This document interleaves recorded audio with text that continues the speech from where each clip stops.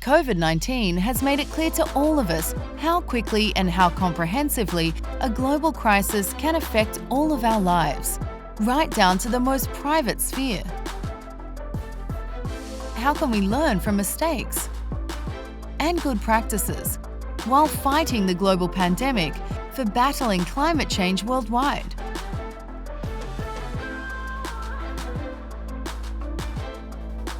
That is the topic of our next session, and it is my pleasure now to hand over to our expert moderator. She is the chair of Environmental and Climate Policy at the Technical University of Munich, Professor Miranda SCHREURS. Welcome. Over to you.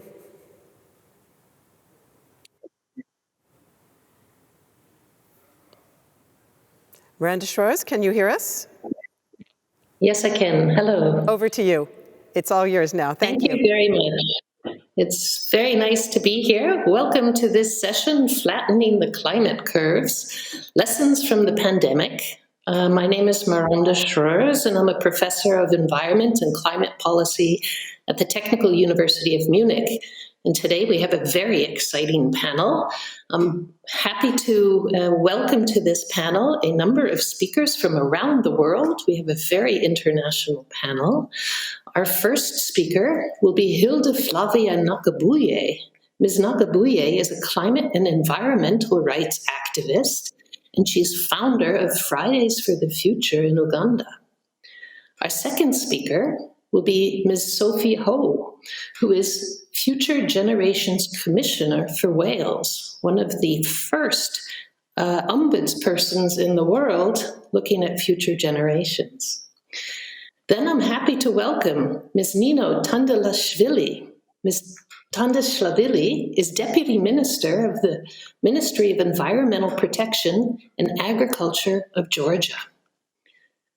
Our fourth speaker is the Minister of Energy, Mr. Udaya GAMMANPILA from Sri Lanka. We're very happy to have you here.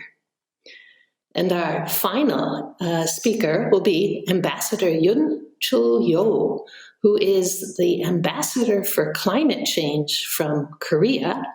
This is a very exciting development that we have an Ambassador of Climate Change in South Korea. We're very happy to welcome all of you to this panel. And as you know, we are in a period of global difficulties because of the climate change crisis. And the climate change crisis has impacted all of our lives in ways that I think few of us could have imagined years ago. And yet, we are learning to cope with this. We are learning that we have to make big changes. And we're now wondering, what can we learn from this experience with climate change?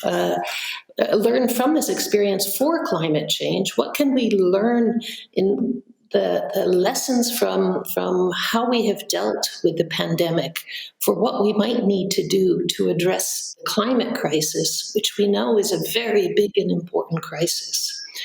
So in order to address this question, I would like to first turn the floor over to Ms. NAKABUYE, and you'll have 3 minutes to make your first opening statement on this question. Please, Ms. NAKABUYE.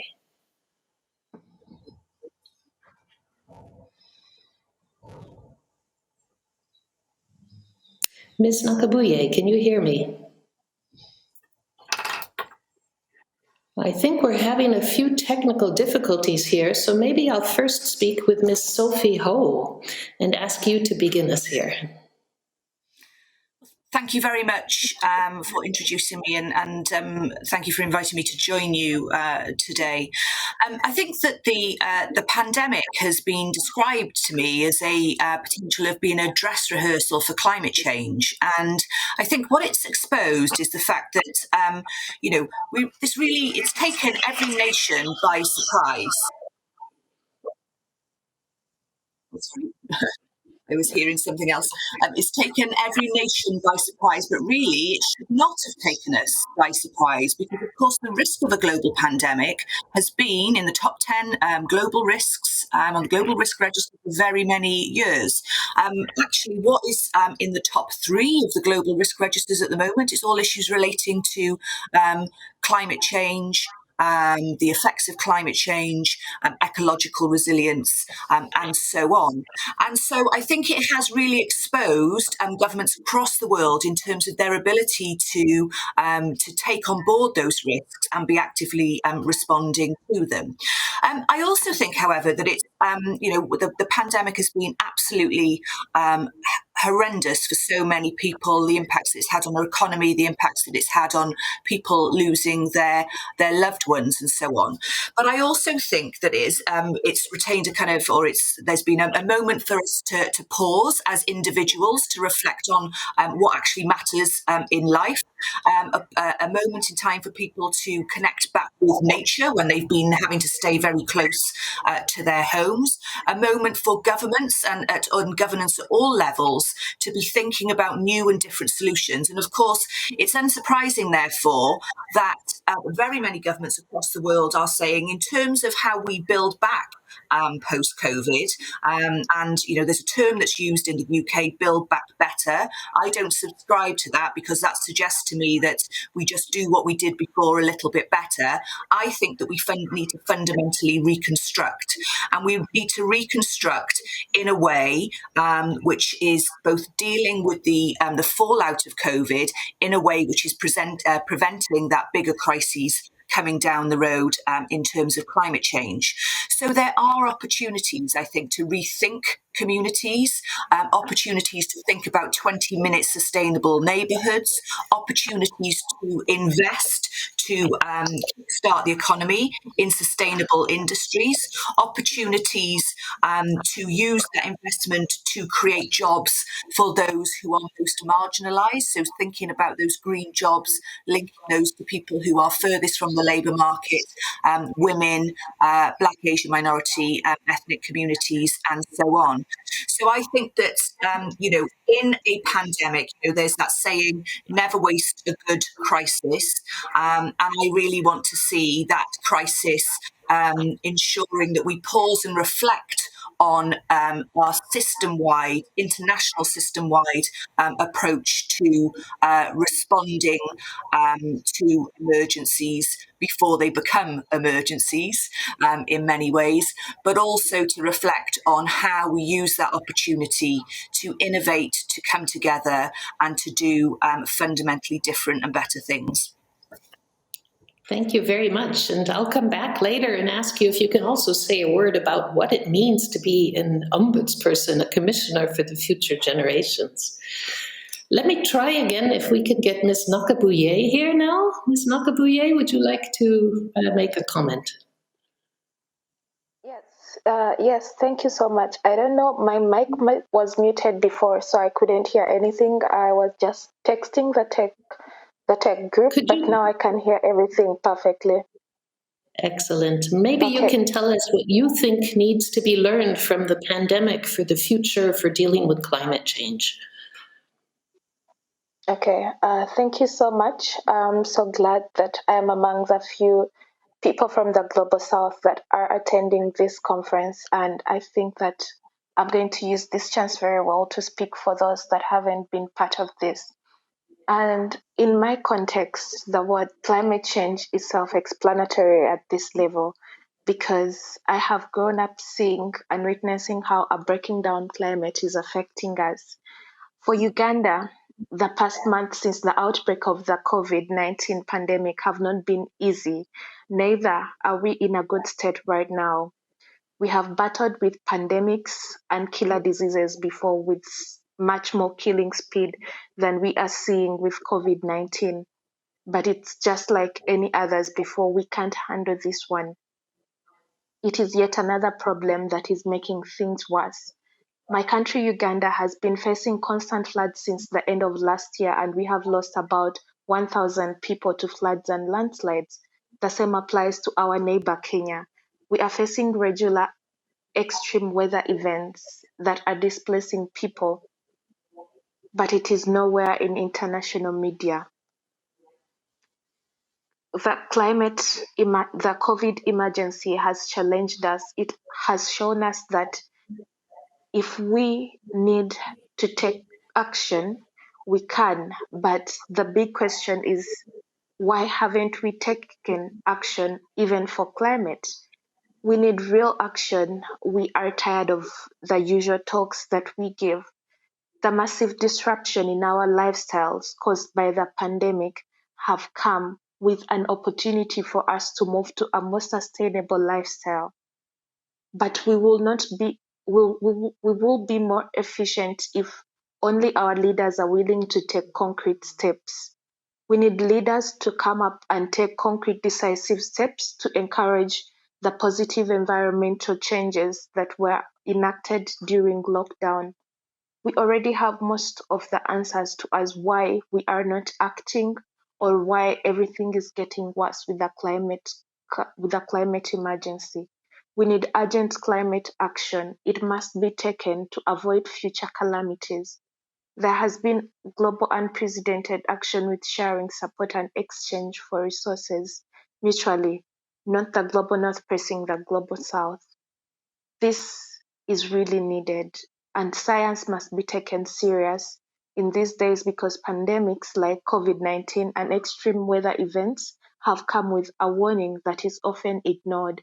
It is the time for us to take concrete steps, not to just outlook the COVID pandemic because it's a bit low now, but rather to come up with more concrete steps in fighting. This is the beginning of pandemics. If we leave this to take its own course, then we will suffer more worse pandemics to come. Thank you. And you're so very right. We have so many more issues we need to deal with. And the North-South division is something that is still plaguing the planet, and we really need to do much more about this. I am now happy to turn the floor over to Mr. Udaya GAMMANPILA, who again is Minister of Energy from the government of Sri Lanka.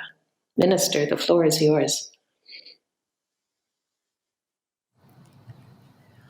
Distinguished panelists, ladies and gentlemen, Sri Lanka's approach to the energy transition requires us to navigate several potentially conflicting pressures in the short term while putting in place diverse sustainability strategies for the future.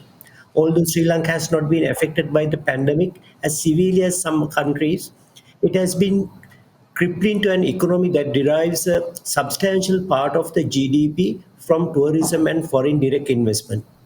Notwithstanding these pressures, Sri Lanka does have plans to decarbonize our energy mix. We began with a 100% hydropower grid, but in the mid 1990s, power demand started outstripping our ability to scale up major hydro, and the renewable energy percentage in our grid has declined over the years since then. While we have a very large renewable energy potential as a tropical island nation, the country has struggled to bring this forward due to challenges and delays in planning, feasibilities, financing, and project execution issues. In addition, certain improvements to the grid and grid management system need to be implemented to efficiently integrate a higher component of renewable energy.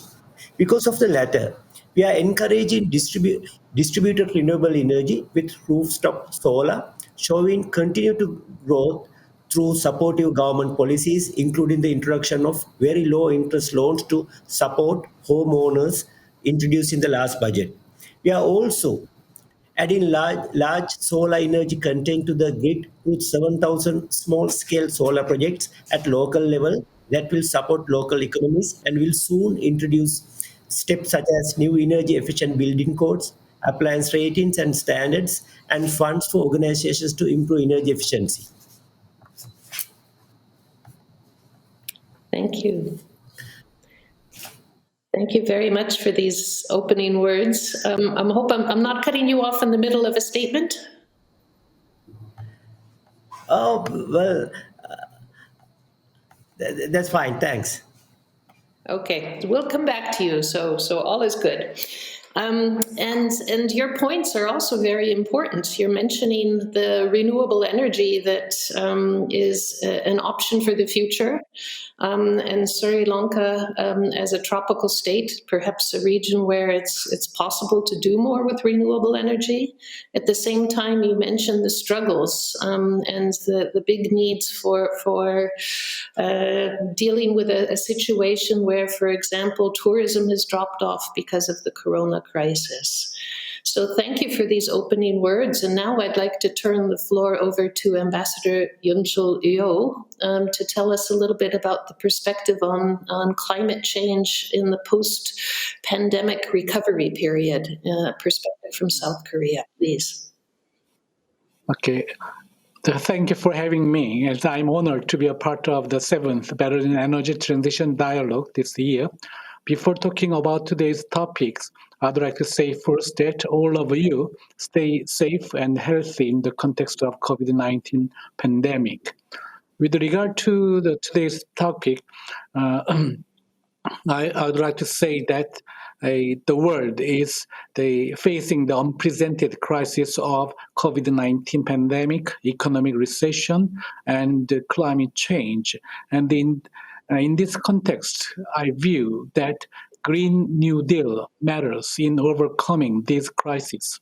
I mean, the first new approach matters in the COVID-19 pandemic because COVID-19 pandemic provides us with the opportunity to give up our old habits and build up our new habits for the sustainable post-corona era. And secondly, the green approach matters because COVID-19 pandemic has clearly indicated the strong connection between human health and the health of the planet. If we want to be healthy, then our planet, where we are living, should be healthy as well. And thirdly, green and new approaches matter because I do believe that short-term economic recovery measures should be aligned with the long-term strategy of addressing climate change. And in the process of implementing the Green New Deal policy, it is very important to strengthen the global cooperation. I mean, no single actor can deliver in tackling COVID-19 as well as the climate change. And in order to enhance solidarity and cooperation in the context of COVID-19 crisis and climate change, two things should be considered. One is the promoting private sector engagement, and the other is policy making for expanding the engagement of developing countries and the disadvantaged. Taking this opportunity, I'd like to introduce the Korean New Deal and Korea's vision for the carbon neutrality by 2050 very, very briefly. The Korean New Deal was announced in July 2020, designed to pursue the green investments and jobs that will have a significant impact on Korea's future economy.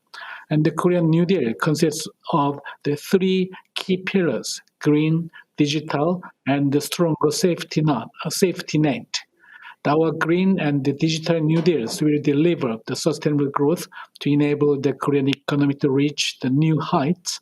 And through the Korean New Deal, Korea will increase employment and strengthen its social safety net for an inclusive recovery. The deal also includes measures to help revitalize the local economies and enhance the quality of life equally throughout the country. And furthermore, in October last year, Korea declared its vision to achieve carbon neutrality by 2050 to join in the global responses to climate change and help achieve inclusive and sustainable growth for all of the humanity. We will vigorously push ahead with carbon neutrality across all sectors of our economy and society while fostering a low-carbon industrial ecosystem. The key goal of this vision is to achieve a high level of energy transition from fossil fuel to safe and clean energy. Thank you, Chair.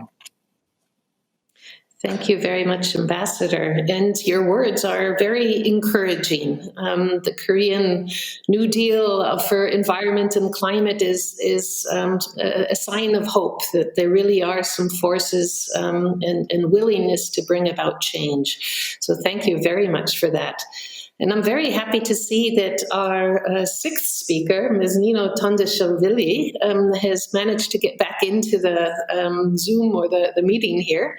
Happy to have you here. And I'd like to give you now the word. Just as a reminder, Ms. TANDILASHVILI is the Deputy Minister of the Ministry of Environmental Protection and Agriculture of Georgia. Please, the floor is yours. Thank you very much. Yes, I'm back and I'm also happy, and I would like to thank you all for inviting me as a speaker at today's meeting, and it's a really good opportunity for me personally and for the Ministry of Environment and Agriculture of Georgia, of course.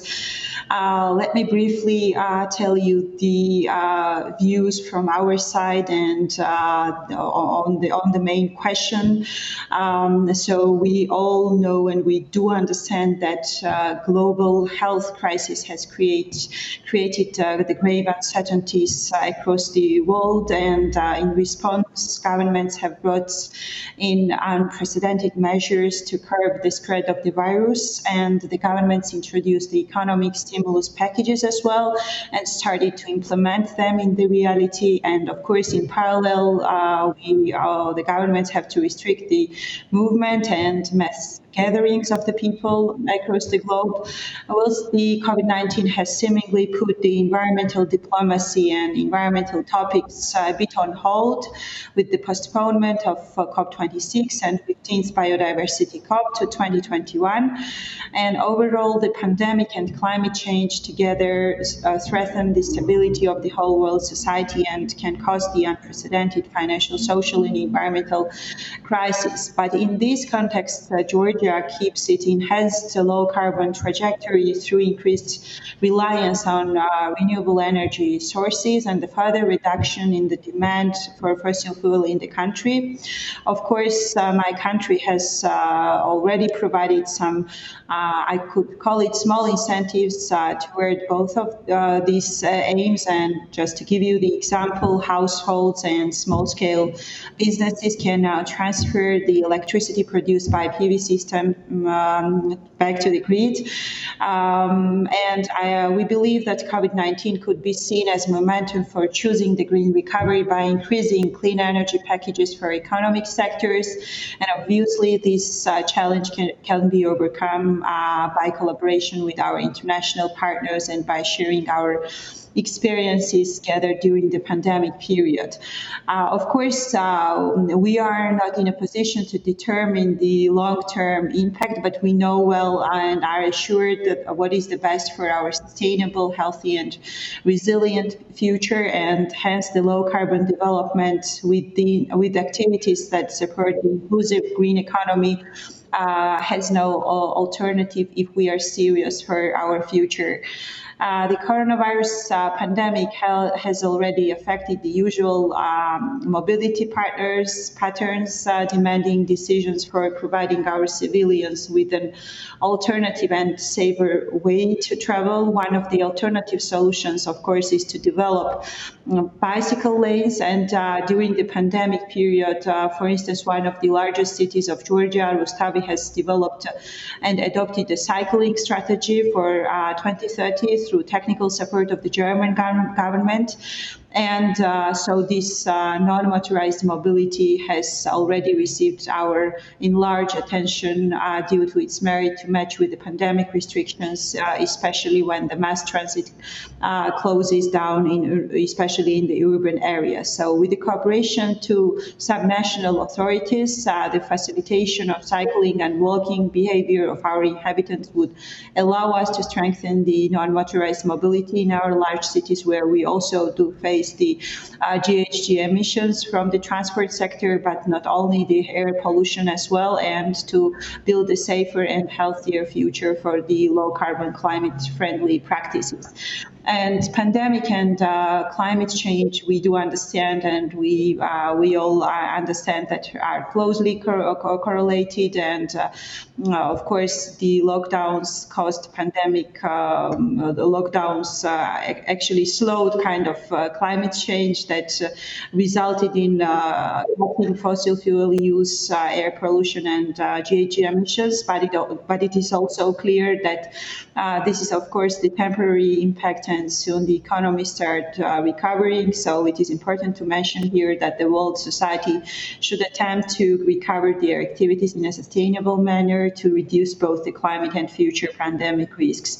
So in order to avoid instabilities in the globe generally, it is, of course, crucial to tackle the problems of pandemics and climate change together. We believe the most powerful tools to attain this goal are, of course, conservation of forests, development of clean energy industries, including renewables, and, of course, modernizing the city infrastructure. That's from our side. Thank you. The points that you raised, I think, are central for all of the countries we're looking at here. And during the pandemic, we've had changes to lifestyles. We've learned that we can make changes that are good for not only the environment, but maybe our health. And I think now we're at a stage where, with the COP26 approaching at the end of this year, and more countries thinking about how they're going to come out of the corona crisis, which will mean, in many cases, public investment into the economy, to think about how this can be done in a way that is focused on green recovery rather than recovery in the old form. So I would like to ask each one of you if you might be able to say just a few more words about what you think the next steps are for your country. What are the things that we really need to do?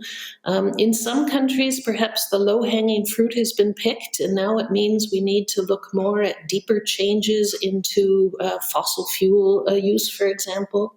And in others of your countries, perhaps we're still looking at transitions that are only just beginning.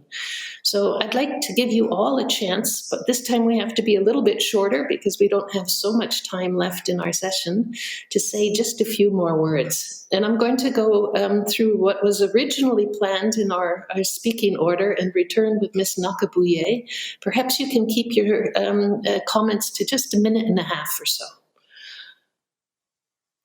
Okay, thank you so much. The next steps for my country is an agriculture country, just to let you know. And I think that this pandemic has come with a serious warning, and it could mean a start of more pandemics, like I said earlier. And it's upon us, the people who stay in this country and the people around, to make sure that we come up with concrete actions that are more sustainable than they were even before the start of the pandemic.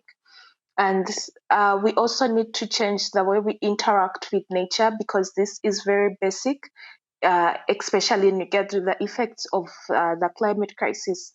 We know that most of the effects of the climate crisis are human-induced, and that means that we humans are the major cause of the effects of climate change. So we need to change the way we interact with nature.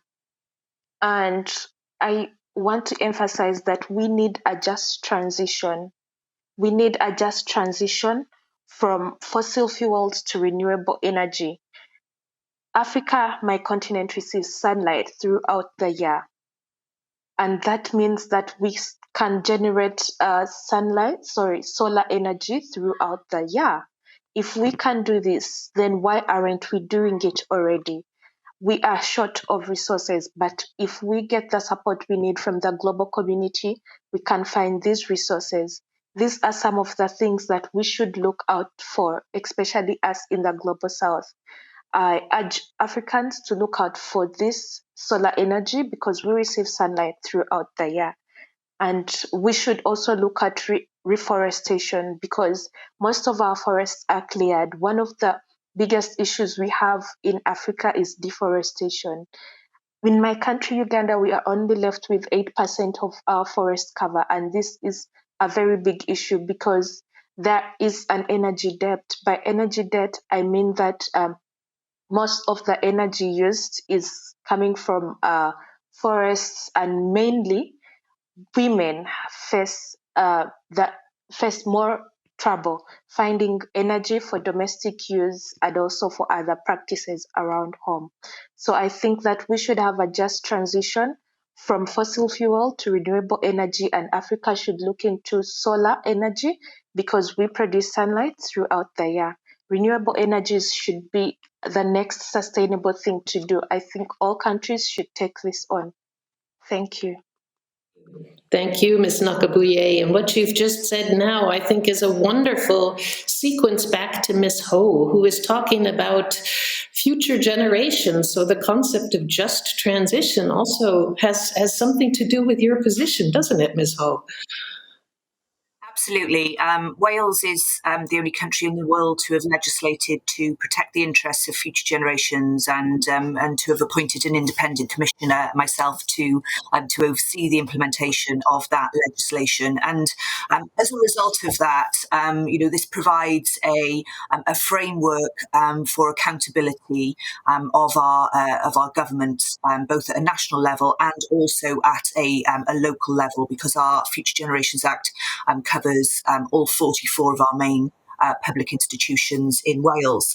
As a result of the Future Generations Act, we've seen a number of transformational policies and approaches being brought into practice over the last number of years. So the government has just produced a new economic resilience strategy, which has well-being economics at its heart and is focused on a green and just economy. And where we're then looking at government support for the private sector, which has obviously increased substantially during the pandemic period. We have an economic contract which private sector organisations must sign up to demonstrate how they are decarbonising, how they are helping to improve the skills of their workforce, and also focusing on the health and well-being of their workforce. Like my colleague from Georgia, we've seen a substantial investment in sustainable transport in the last budget, following my challenges to the government around the need to make increased progress on reducing carbon emissions from transport. We've seen a 67% increase in funding for sustainable transport, which has meant that active travel routes have been rolled out and funded right throughout Wales. And some of the interesting approaches that have come from our Future Generations Act, where the requirements are to improve the social, economic, environmental and cultural well-being of Wales, and to do that jointly. We have brought in different actors and different sectors together to find new solutions. So in our capital city, we had a public health consultant who's been leading the development of a transportation strategy, and that has led to significant new investment in sustainable transport. It has meant that we've targeted that sustainable transport, active travel routes, cycling routes, and so on, to our neighbourhoods that have the lowest levels of life expectancy and the highest levels of air pollution. And in constructing those cycle routes, we've done that taking into account our need to enhance and maintain biodiversity, and we've built those using green infrastructure. And so I think we can find these really multifaceted solutions to addressing the challenges that are facing us. I think one of the other significant things in terms of having a Future Generations Commissioner to call things out are the things which are clearly still left to be done. So my challenge to the government has been around their how they are analysing the carbon impact of their spend, because on the one hand we've seen record investment in rolling out a national forest for Wales, on sustainable transport, on a range of focuses around renewable energy and so on. But on the other hand, if you look at our infrastructure investment plan, it's still very heavily focused on construction of new roads. And so therefore, it's absolutely right that we have someone independent calling that out. A similar scenario that some of our poorest communities at the beginning of last year were subjected to horrific experiences with flooding, which of course are as a result of climate change. And the area that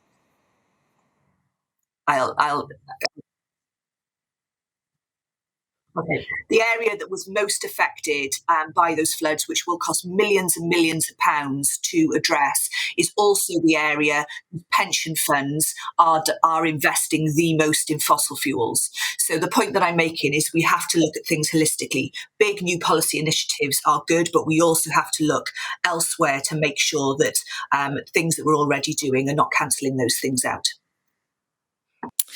Thank you very much, and sorry about the interruption, but what you said nicely fits into our earlier speakers, the concerns about floods, the very important idea of investing green, investing into a green rather than into the brown future of the past, and thinking about, for example, new forms of transport that are more climate friendly. So Ms. TANDILASHVILI, I'll let you have another 2 minutes here, 1.5 minutes. We can keep it short so we can get all the speakers in, please. Thank you very much. That's a very important question. And I mean, to me, I believe that it's important that we all understand, I mean, each country understand that we are all committed to implement our future climate policy successfully as it was planned before COVID-19.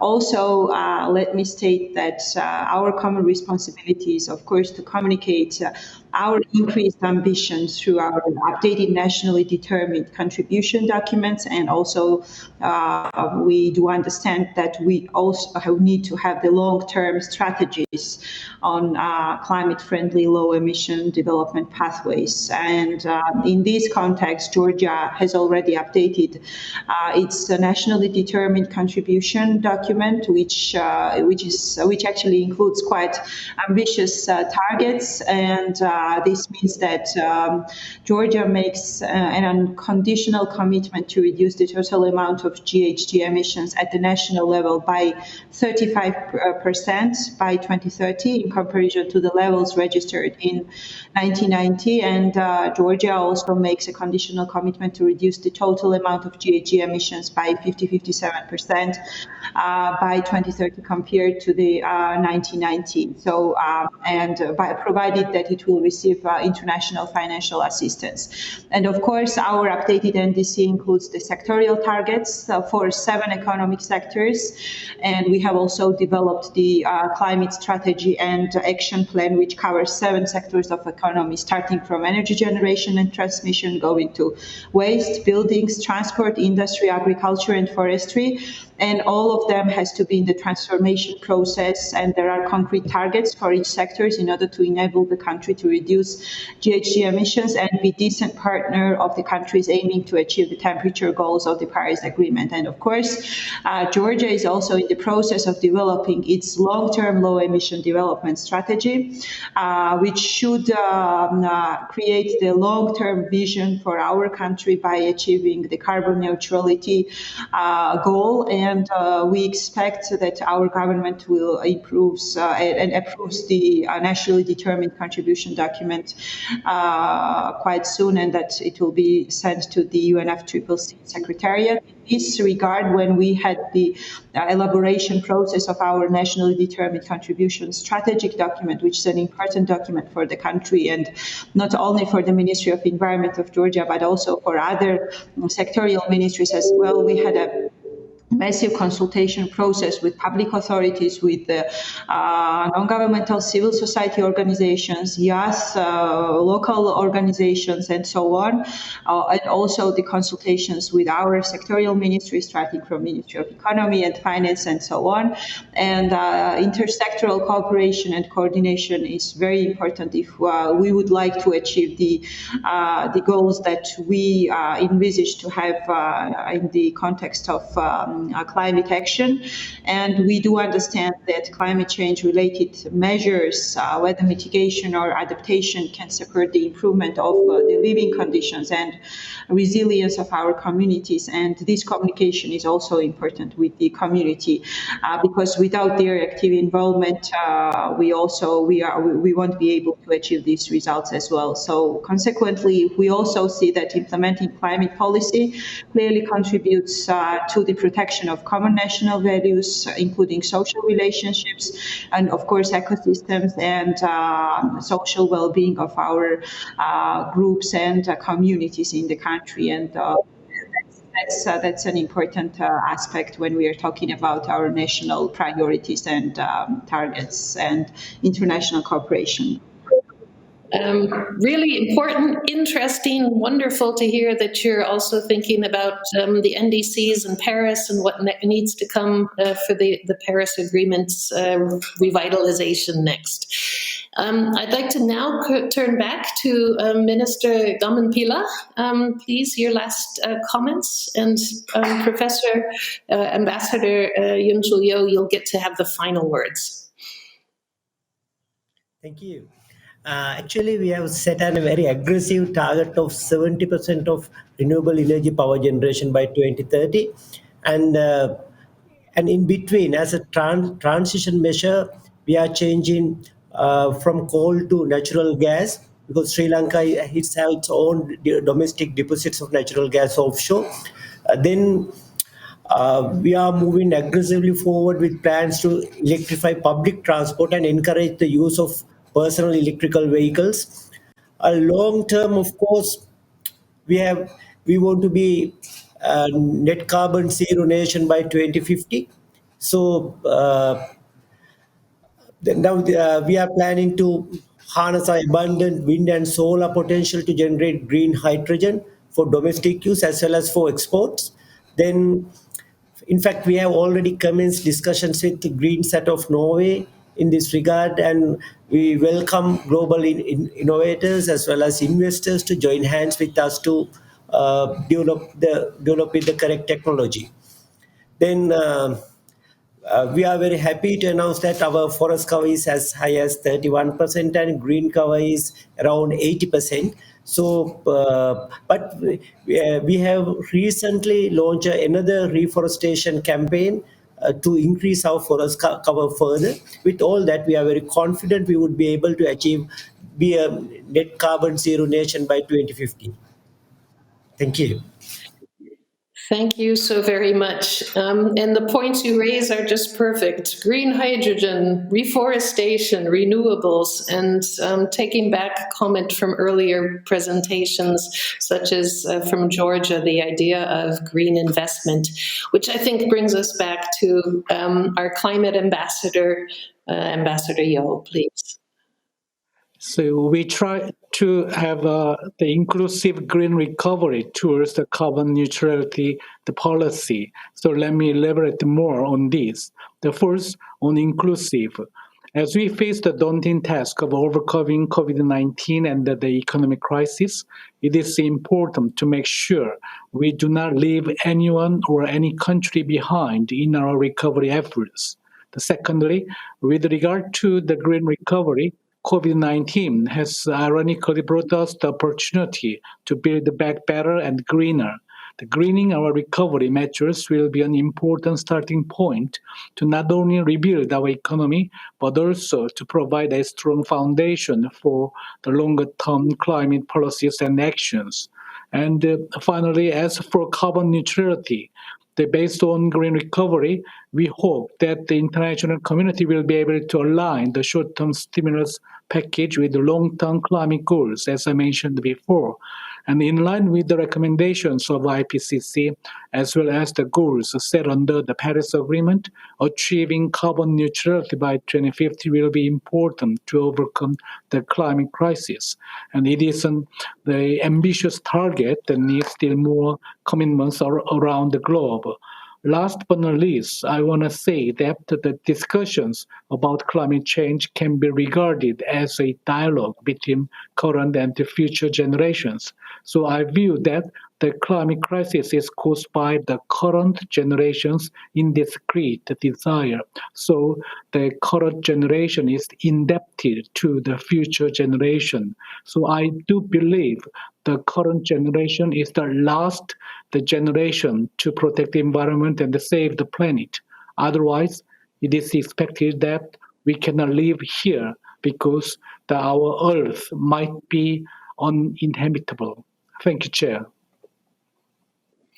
Thank you, Ambassador Yo. Your words are fitting final words for what has been a really excellent panel that tells us of the importance of inclusivity, really making sure we think about the needs of the next generation while taking care of the needs of this generation. And we can only do that if we have a green recovery, a recovery that focuses on new transportation, trees and forests, and renewable energy and energy efficiency. You have been wonderful speakers today. I thank you very, very much and wish you all much success. And now I take the floor back to Melinda Crane. Thank you, everyone. And thank you so much, Miranda SCHREURS, and a warm thanks also to all of your guests.